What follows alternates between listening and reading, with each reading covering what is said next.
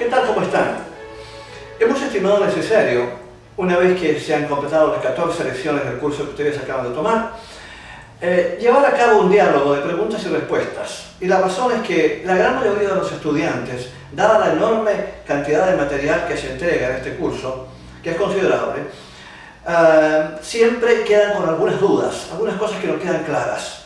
Y estima necesario y útil, entonces, hacer preguntas sobre diferentes aspectos que puedan no haberle quedado suficientemente claros. Eso es entendible.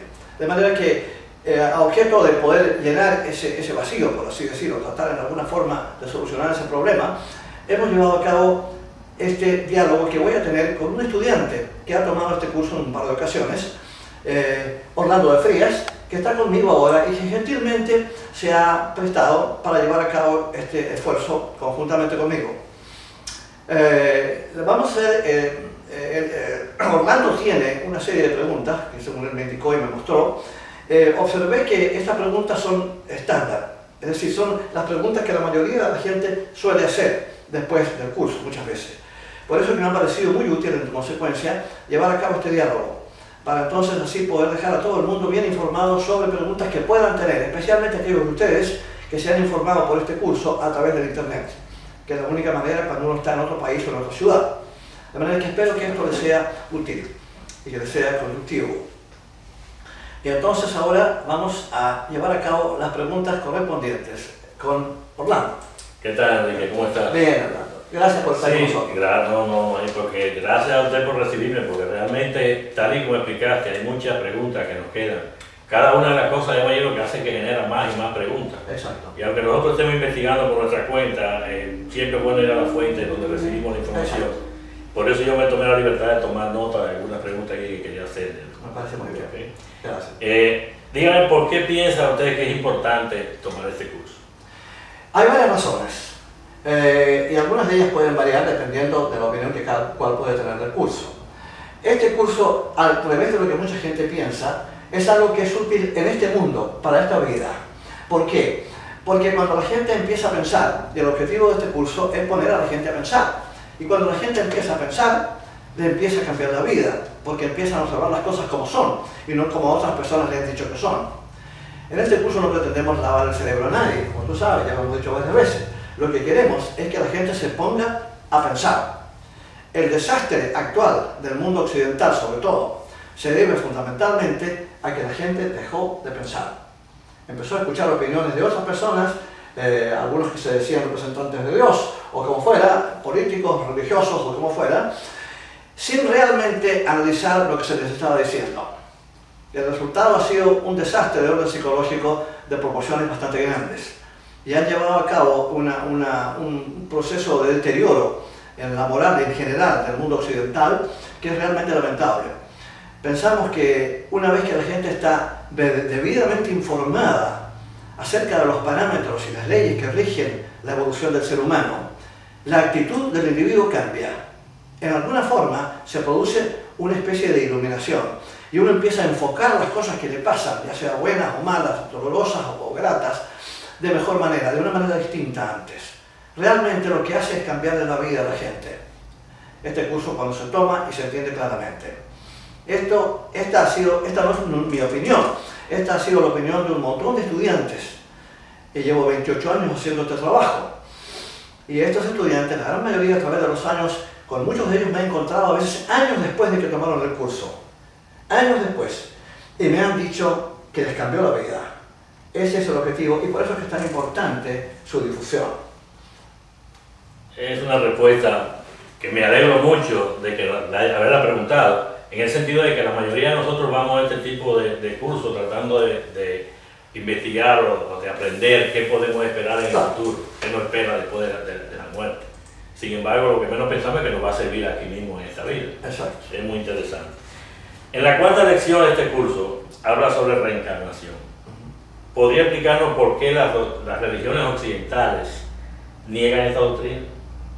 Bueno, hay varias razones, y algunas de ellas pueden ser especulativas, digamos, pero hay varias razones, algunas de ellas me parecen perfectamente válidas.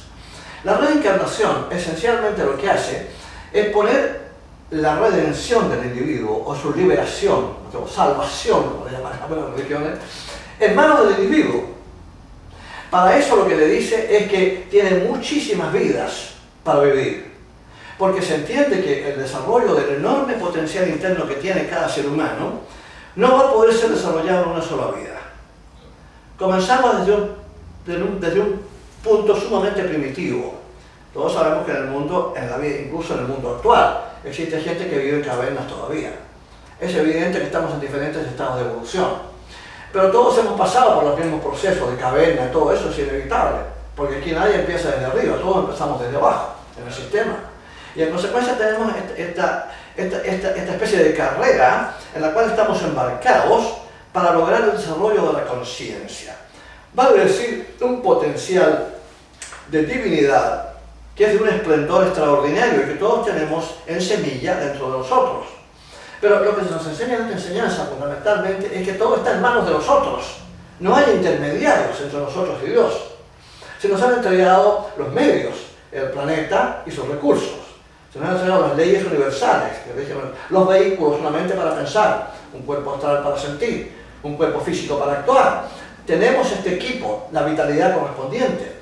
Y tenemos gente que encarna y que no tendrían por qué hacerlo porque ya han completado su evolución individual, únicamente para decirnos qué hacer y qué evitar a objeto de hacer este proceso un poco menos lento y más eficaz. Lo que hacemos es fundar religiones cuando se van. Y esas eventualmente se desvirtúan, se transforman en algo político y económico. Y al final nadie sabe lo que el que comenzó el asunto realmente qué fue realmente lo que dijo. Ese es el problema. Cuando uno niega la reencarnación, lo que hace es decir, usted tiene una sola vida para vivir. Y en esa vida usted no se puede salvar. Nosotros tenemos que guiarlo para salvarlo. Usted nos pasa un porcentaje de lo que gana y nosotros lo vamos a poner en contacto con Dios. A la hora que esta misma gente dice que existe la reencarnación o acepta la doctrina, su relevancia desaparece por completo.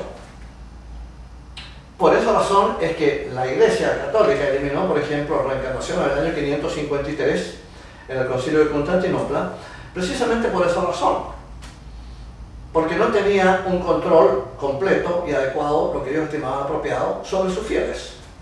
Les entregaba, en otras palabras, la salvación en manos de los fieles, que es lo que corresponde, porque lo que se está desarrollando somos nosotros, y si somos nosotros los que tenemos que hacer el trabajo.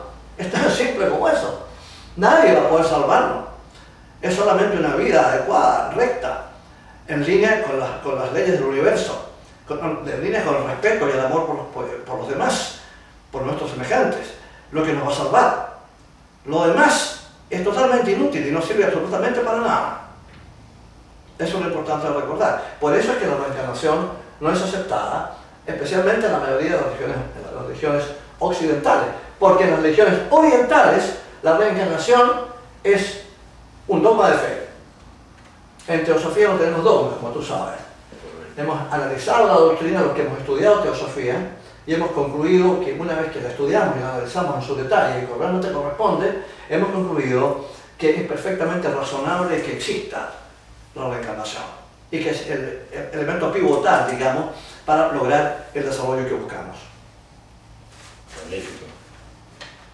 ¿Qué influencia puede tener la teosofía sobre el futuro de la humanidad? Considerable, precisamente por todo lo que hemos hablado ahora, Orlando. Cuando la teosofía se entiende correctamente, cuando sus postulados se asimilan adecuadamente y cuando en consecuencia ellos tienen un efecto sobre la forma como uno vive su vida, el avance se hace bastante más rápido. Lo que se está desarrollando dentro de nosotros, se nos asegura, es de un esplendor, de un brillo y de una sabiduría extraordinaria. Va a tomar tiempo, eso sí, bastante, inevitablemente, pero eventualmente vamos a llegar a donde tenemos que llegar. Eso es absolutamente inevitable, pero tenemos que aplicarnos al asunto. Somos nosotros los que tenemos que hacerlo. ¿Cómo sabemos que lo que nos dice la teosofía es verdad? ¿Y cuán válida es nuestra fuente? Esa es una pregunta muy buena, una observación bastante lógica. Porque la respuesta, aunque parezca sorprendente, es no sabemos. Sí, es verdad. Lo que sí pensamos es que lo más probable es que sea verdad. Vuelvo a repetir, en teosofía no tenemos dogma. Ojalá yo pudiera decirle a la gente, a ti, a todo el mundo, los que están interesados en esto, esta es la verdad, olvidémonos de lo demás. Los maestros que nos entregaron esta enseñanza, uno de los cuales están aquí al lado mío, tratados de ellos sí que tenían derecho a decir que esta es la verdad, y lo dijeron, esta es la única verdad. ¿Pero por qué? Porque ellos no han podido comprobar directamente. Ese es el asunto. Uno de ellos le dice a uno de los filósofos originales, que se llamaba Alfred Simek, un británico que residía en la India, le dice, lo que nosotros le enseñamos, se lo enseñamos porque sabemos positivamente que es así.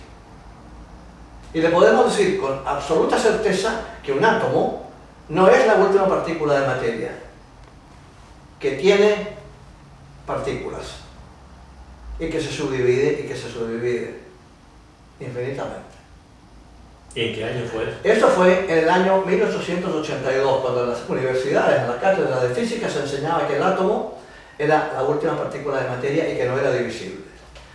Tenemos que suponer entonces que las personas que nos entregaron estas doctrinas son gente que sabe de lo que están hablando, porque no fue solamente en términos de aspectos nucleares, que se nos entregó enseñanza que estaba muy avanzada, porque figúrate tú, el electrón lo descubrió J.J. Thomson 12 años después de que esa carta fue recibida. De manera que es evidente que estamos ahí frente a un grupo de seres, de maestros, sumamente elevados y sumamente bien informados. Personas que realmente sabían mucho más de lo que se enseñaba en las cátedras universitarias. De manera que si esa gente formula doctrinas de orden, digamos, esotérico, yo me inclinaría a pensar, una vez que las examino, y me doy cuenta que tienen sentido, que hay una lógica detrás del asunto, de que aunque sea una hipótesis y tenga que permanecer como una hipótesis para nosotros, tienen una validez innegable. Y por esa razón entonces que uno se inclina a aceptar estas ideas, pero solamente como hipótesis. Correcto. ¿Es posible realmente definir a Dios?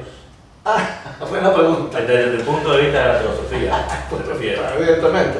Bueno, desde cualquier punto de vista. ¿Entiendes tú la idea? A ver si podemos definir a la divinidad.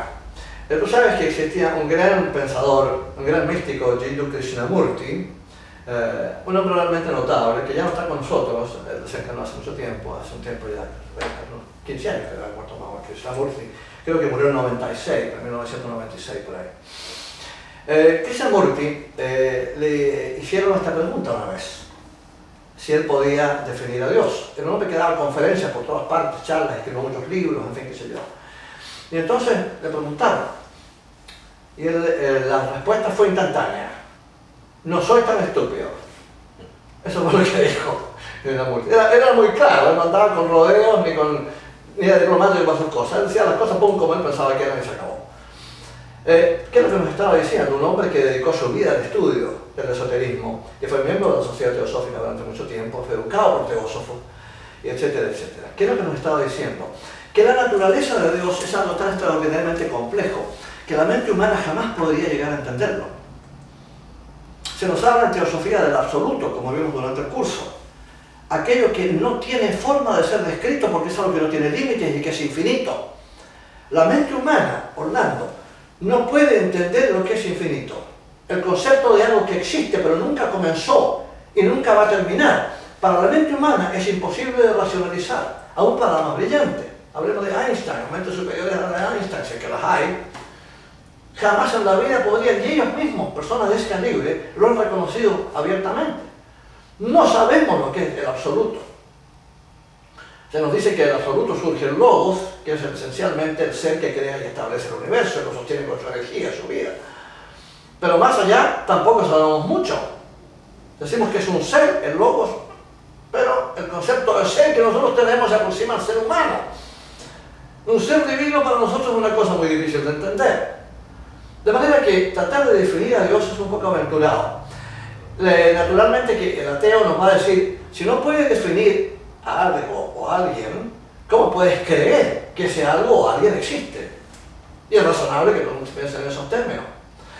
Bueno, el asunto es que tenemos por delante su manifestación.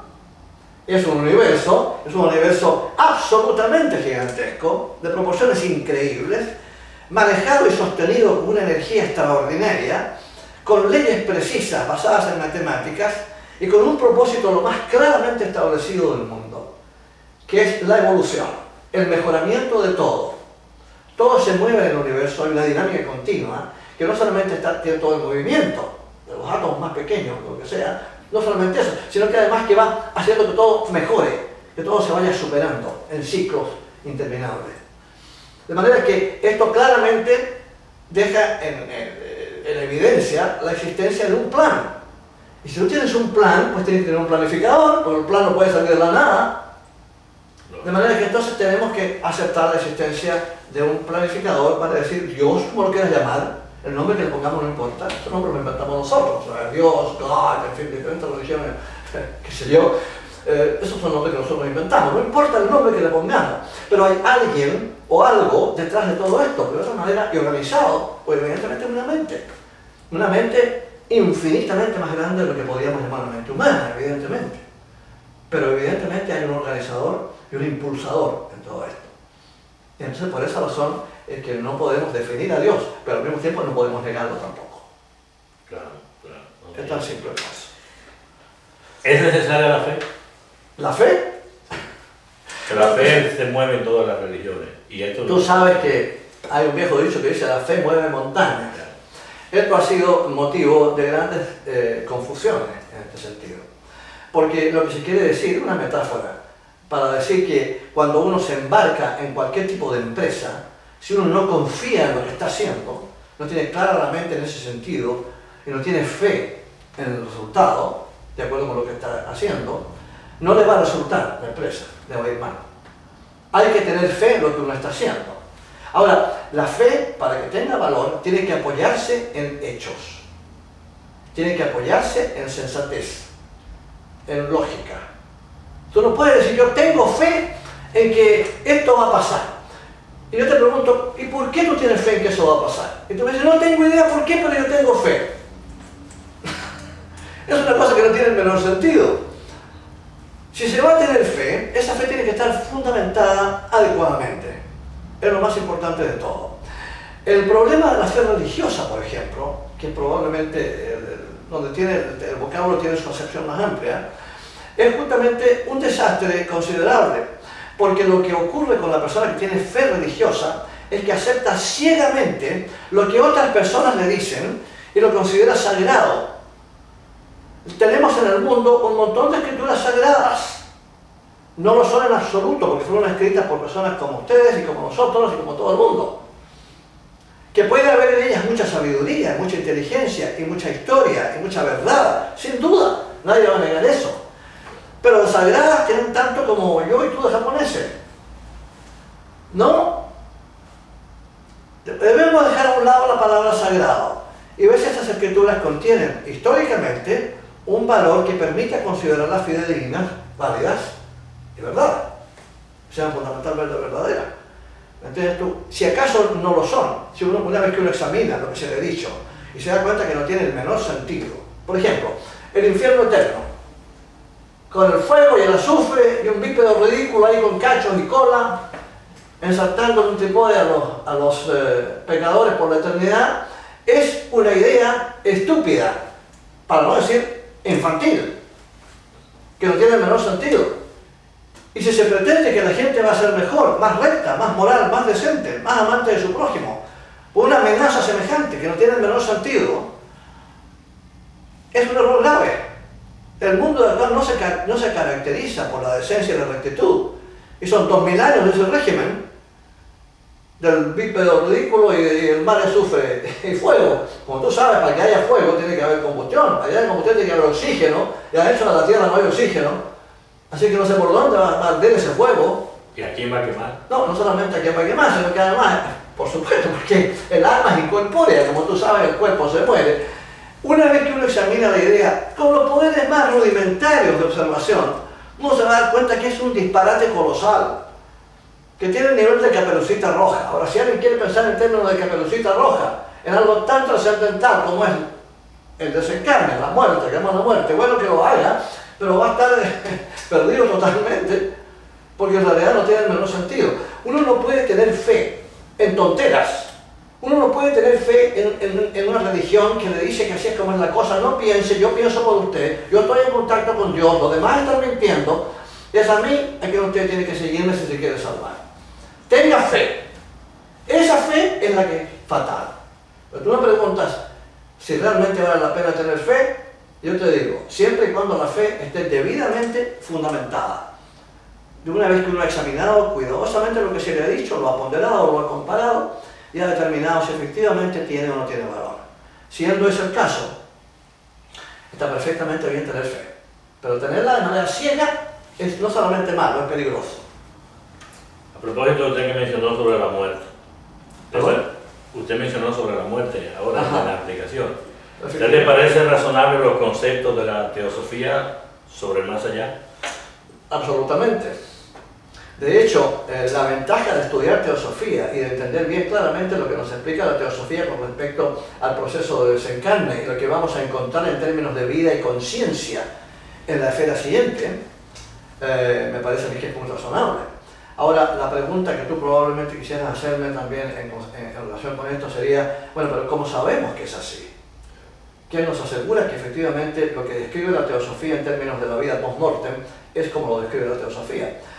Tenemos que recordar que gran parte de la enseñanza teosófica viene de la experiencia clarividente, de personas que se han preparado mediante un entrenamiento extraordinariamente riguroso para eventualmente poder tener acceso a las otras esferas de la Tierra. Recordemos que, acuérdate que lo que se enseñó en el curso es que la Tierra tiene 7 esferas, no una.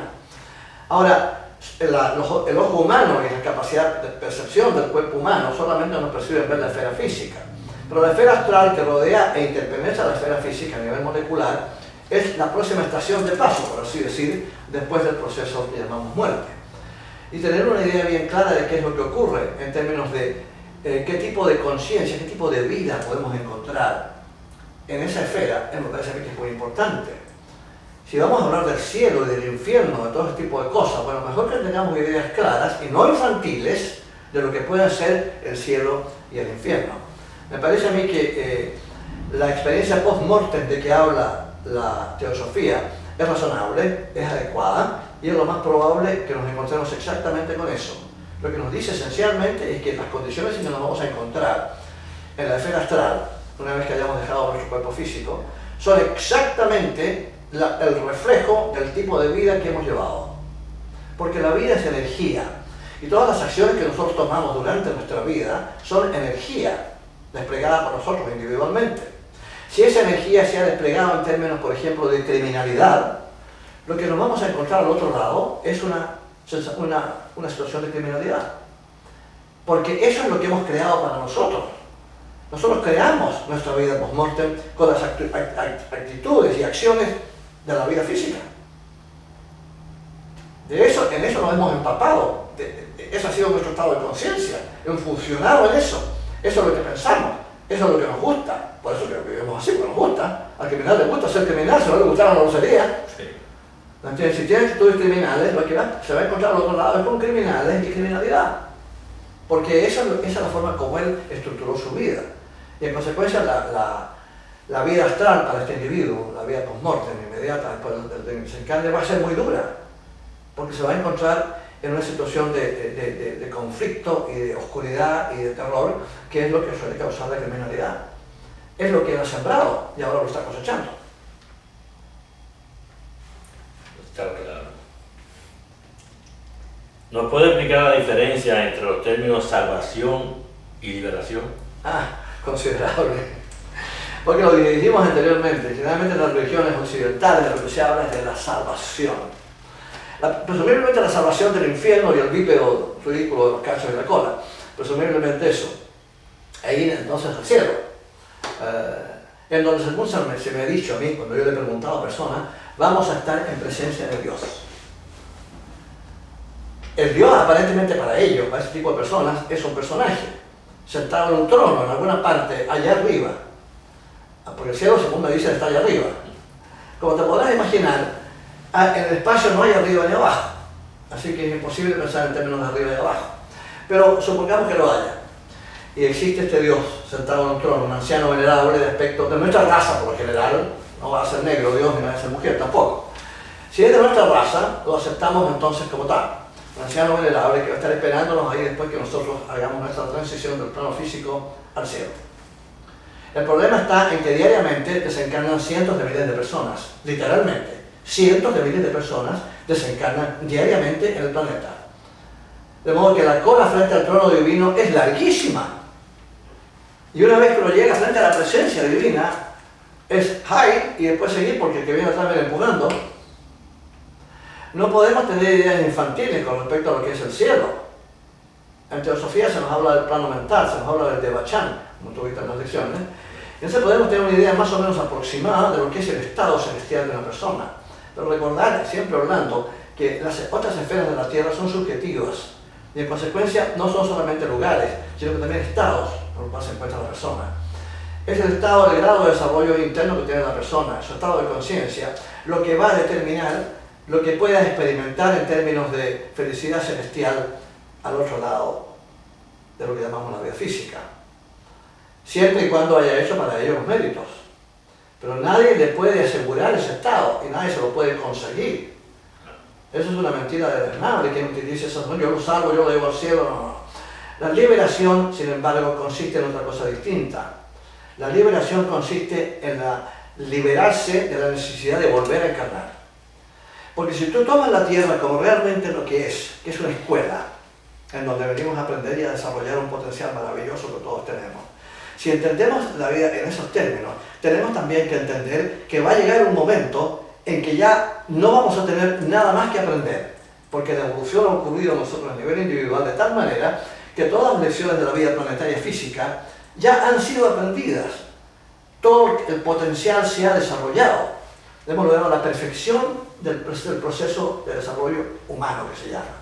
Habiendo logrado esa perfección, entonces ya no tenemos que volver a encarnar. Es decir, estamos liberados.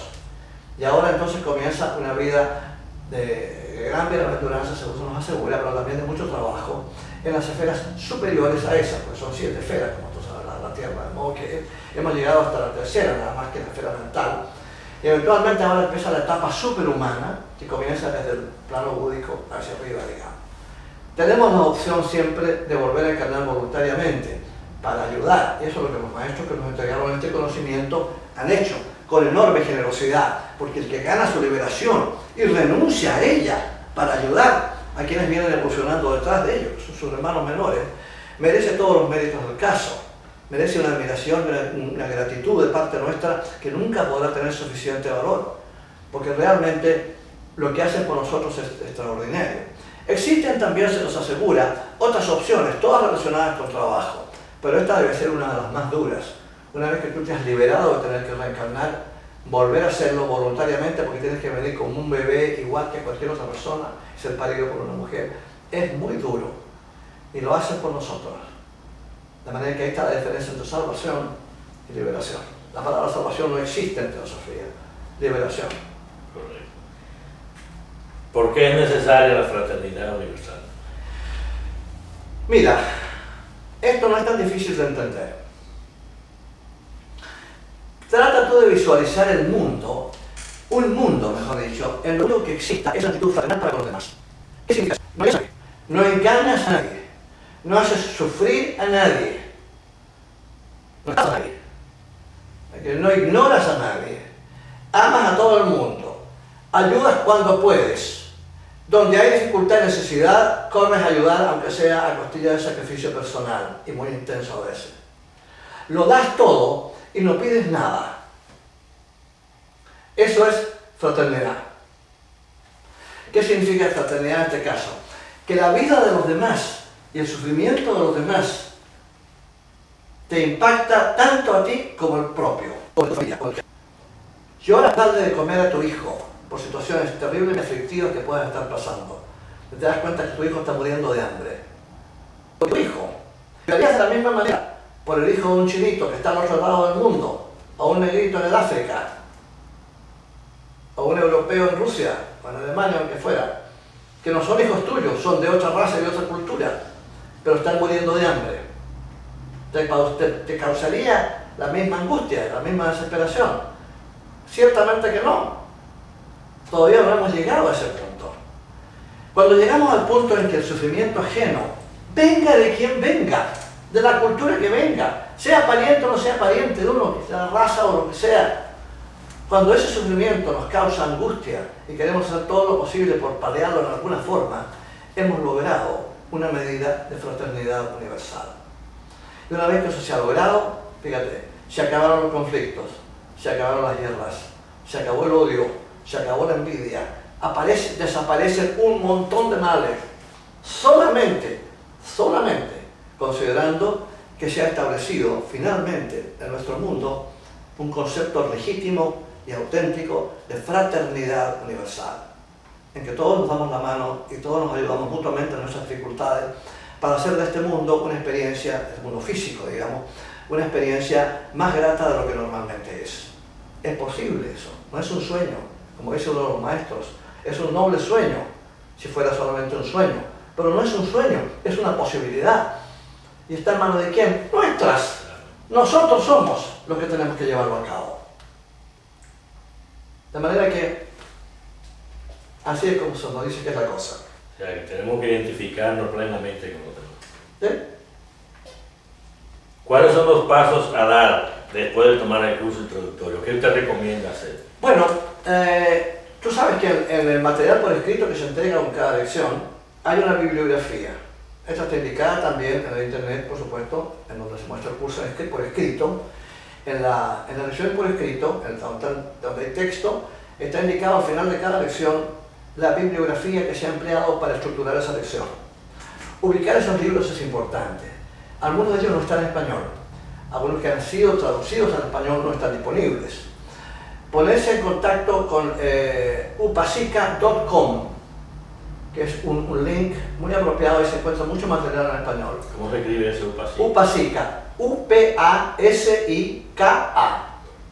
Upasica. Upasica quiere decir, en tibetano quiere decir discípulo femenino.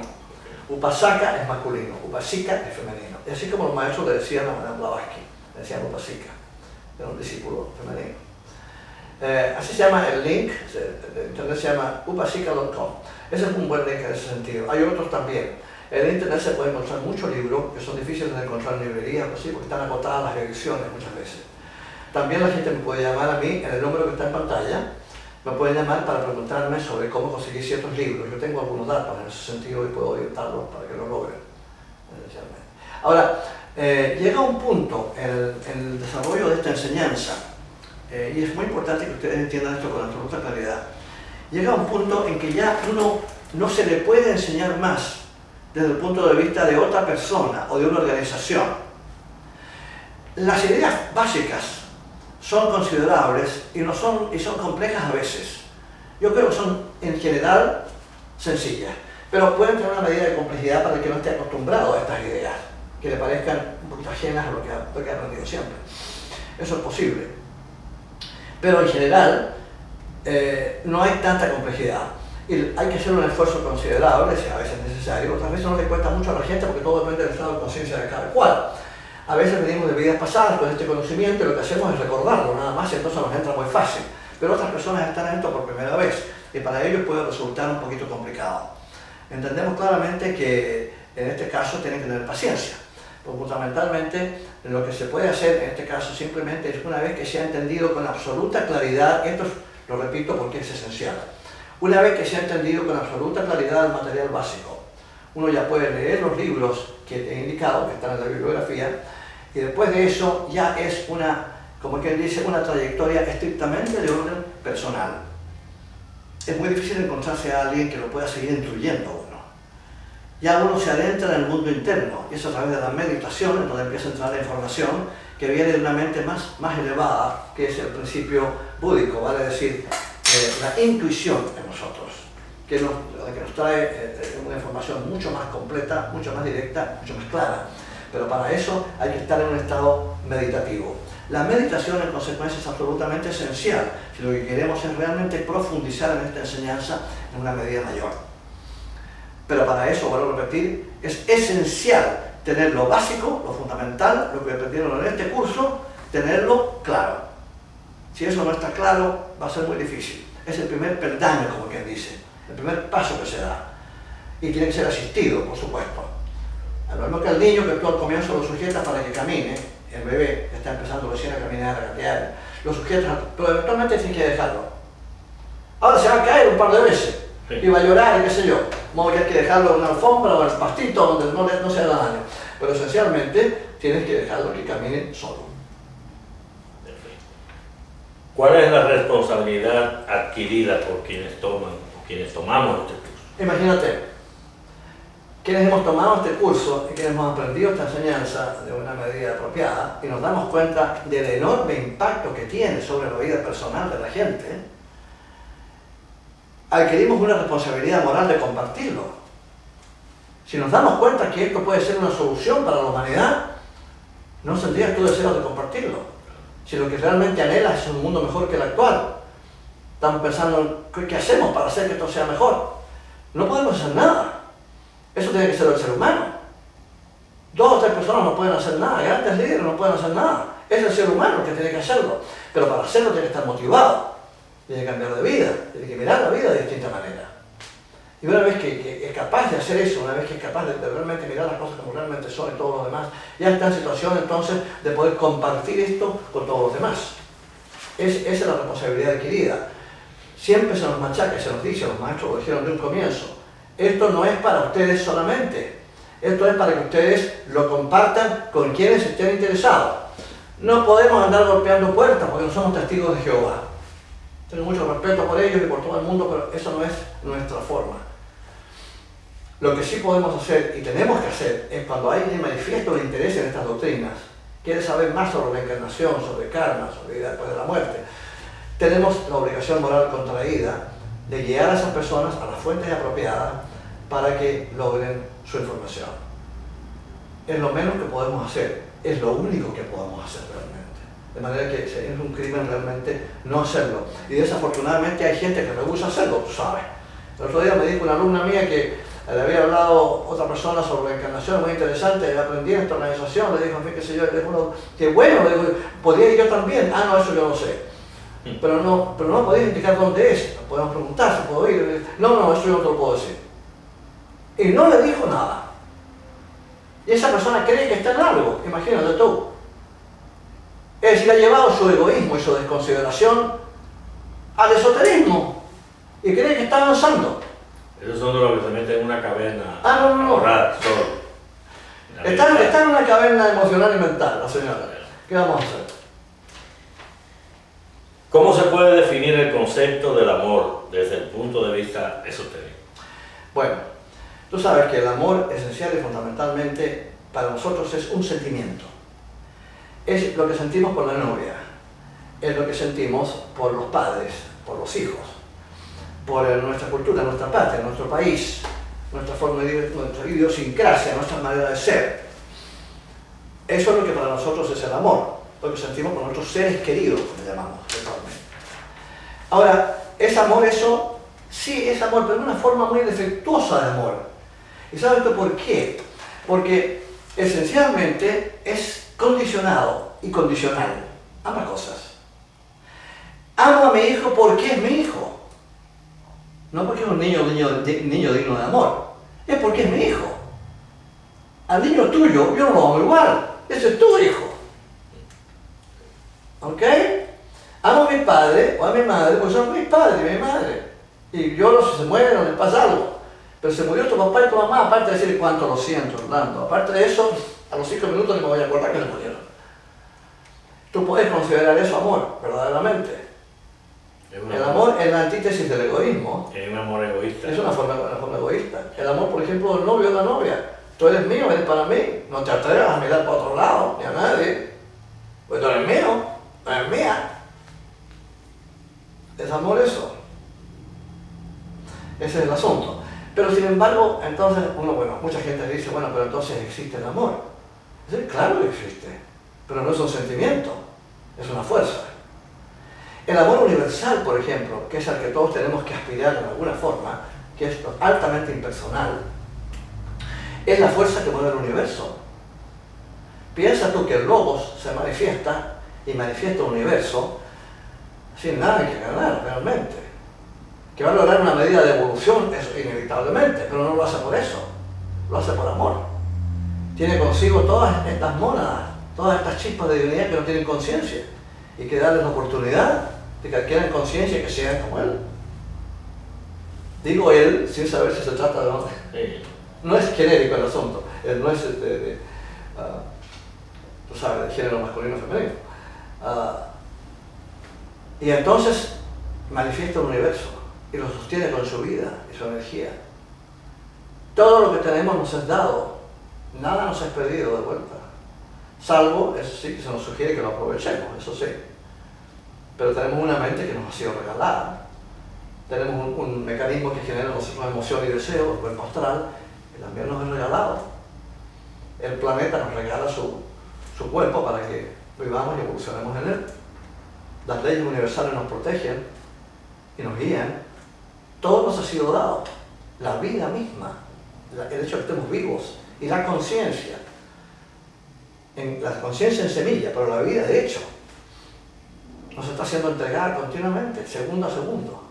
Ese es el verdadero amor, que todo lo da y nada pide a cambio.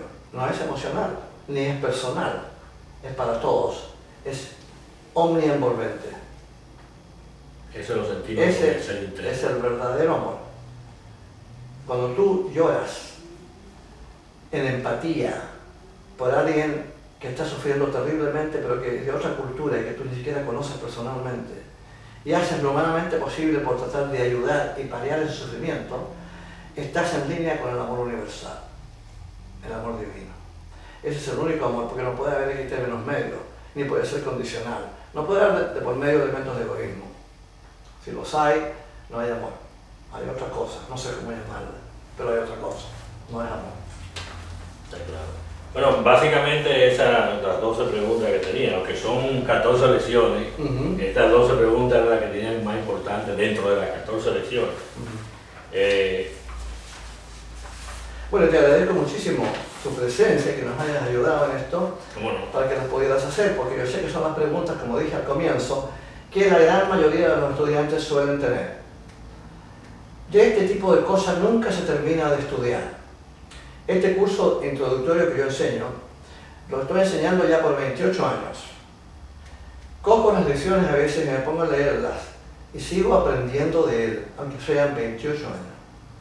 He tomado infinidad de grupos, una enorme cantidad, gran cantidad de estudiantes. Gracias a Dios he tenido la oportunidad, se me ha permitido llevar a cabo este esfuerzo, por lo cual me siento muy agradecido. Pero uno nunca termina de aprender. Hay estudiantes que lo toman y después aparecen de nuevo. Y yo les pregunto que por qué. Eso era el comienzo, sobre todo. Ahora ya sé por qué. Pero al comienzo no lo entendía bien. ¿Por qué quería repetirse el plato? Y me decían siempre lo mismo. Porque la segunda vez que lo tomé, me pareció como que no lo había tomado nunca. La cantidad de información que se me había ido la primera vez, la segunda vez la agarré muy bien. Y la tercera vez la agarré mejor todavía. Sí, hay gente que lo toma 5 o 6 veces. Y siempre me dice que están aprendiendo de él. De hecho, Luis García, nuestro entrañable amigo que ya no está en este mundo, y que me prestaba su local, en donde seguíamos más de 100 estudiantes muchas veces, sin cobrarme nada, con un amor y una consideración increíble, se vio obligado a tomarlo como 18 veces, porque ahí se puso tantas veces, ¿ves tú? Y yo entonces un día le hice presente esto, y me dijo, no, tú no te puedes imaginar. Cada vez que lo das, aprendo algo nuevo. Es mucho lo que se aprende, en realidad es siempre lo mismo, pero el estado de conciencia del estudiante va cambiando. Y al cambiar el estado de conciencia del estudiante, uno asimila las cosas de distinta manera. Y hay ciertas cosas que las comprende y que antes no las comprendía. Pero sin la colaboración de otros estudiantes, como ha sido el caso, en este caso de Orlando Frías, mi entrañable amigo y hermano, no sería posible tener un diálogo como este y ponerlo en los videos del internet, en la esperanza de que les sea útil e instructivo. De modo que muchísimas gracias y que Dios los bendiga.